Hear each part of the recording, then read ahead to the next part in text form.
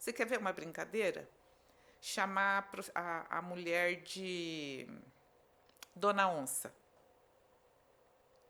E Dona Onça chegou. Para ele pode ser uma brincadeira, para os amigos pode ser uma brincadeira, mas pode ser que ela e as amigas se sintam ofendidas. Aí é hora de um diálogo. Meu bem, não me chama assim. Se ele levar em consideração que ela não gosta e ele atender o pedido dela, tá tudo certo. Mas se ele continua fazendo, mesmo que ela não goste, e possa surgir brigas, desavenças e críticas, entende como aquilo vai subindo e vai virando algo muito grande? Isso é um exemplo simples, porque brincadeira tem que ser legal para os dois. É uma brincadeira.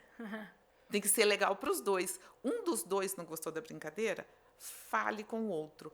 O outro continua insistindo, mesmo sabendo que você não gosta. Existe a cultura também que eu vou falar dos homens, porque normalmente são os homens que fazem isso, que dizem mulher é cheia de mimimi. Porque, claro, que o homem e a mulher funcionam de formas diferentes. E quando é que um homem vai parar para ouvir e dar atenção para sua esposa ou para sua parceira? Dentro do consultório. Aí que ele vai entender que aquilo que ela estava queixando, se reclamando, ela já fala há muito tempo. Só que ele nunca prestou atenção. Ele nunca deu atenção.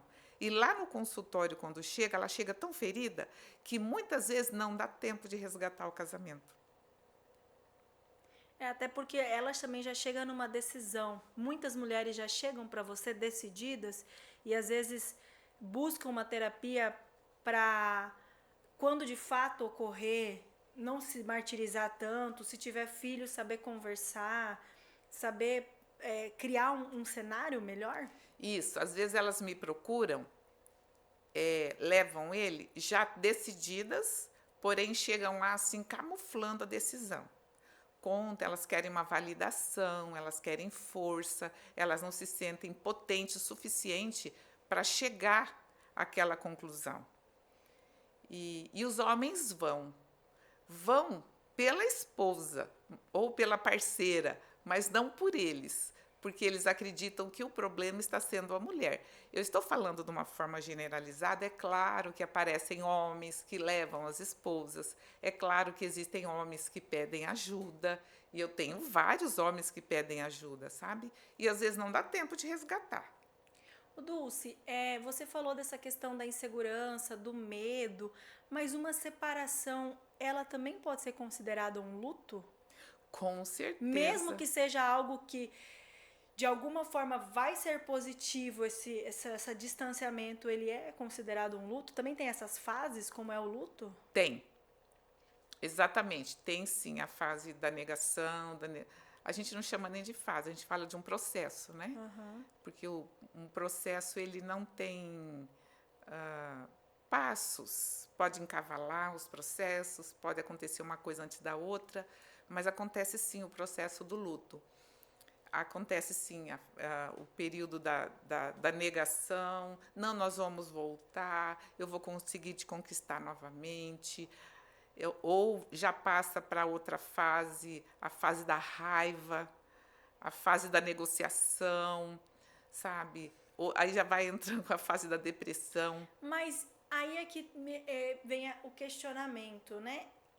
Vamos falar de um relacionamento onde há esse abuso, seja físico, sexual, moral, enfim. A pessoa se sente ali, é vítima, sofre naquele relacionamento, ela consegue essa separação. E por que acontece o sentimento de falta? Por que esse abusador, que aqui a gente não está falando de um narcisista, tá tratando ele como um abusador mesmo, como a Dulce falou, tem diferença, existe a falta. É a falta aí, vem a questão da falta no sentido de autoestima, de depressão, de não conseguir ficar sozinha, Tudo ou é a isso pode falta ser. daquela pessoa mesmo? Existe? Porque a gente vê muito isso. Fez tudo e voltou, mas voltou por quê, meu Deus, né? Vem esses questionamentos. Pode ser por tudo isso, sabe? Nós temos que olhar para essa pessoa que está tentando sair dessa situação de vitimização com bastante empatia e amor. Porque cada Sem uma. julgamentos. Porque quando eu atendo, eu fico empática. Aí algumas pessoas falam, essa psicóloga é louca. Mas eu fico empática com o vitimizador. E fico empática com o vitimizado. Porque aquele vitimizador, possivelmente, talvez, precise de tratamento também. Existem alguns grupos no Brasil que já tratam dos vitimizadores. São pessoas feridas, são pessoas, enfim, que precisam de ajuda. E a vítima, só que eu vou me dedicar mais ao vitimizado para que ele possa sair daquela situação. Mas pode ter certeza, os dois estão sofrendo. Só que um está sofrendo mais que o outro, né? O vitimizado, por que ele sente tanta falta?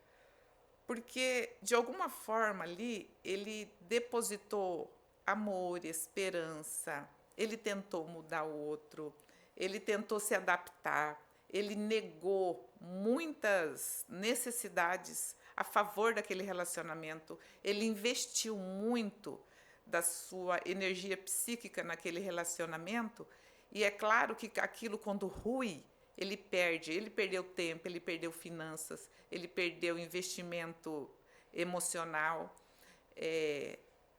ele sonhou com aquele relacionamento, e também pode ser uma dependência emocional, pode. Quando uma pessoa passa por uma vitimização, normalmente é uma dependência emocional. E o que é a dependência emocional? É quando eu começo a negociar a minha vida e o meu bem-estar para que o meu relacionamento fique bem. Então, eu começo a carregar aquele relacionamento, me dedicar muito para que não tenhamos conflito.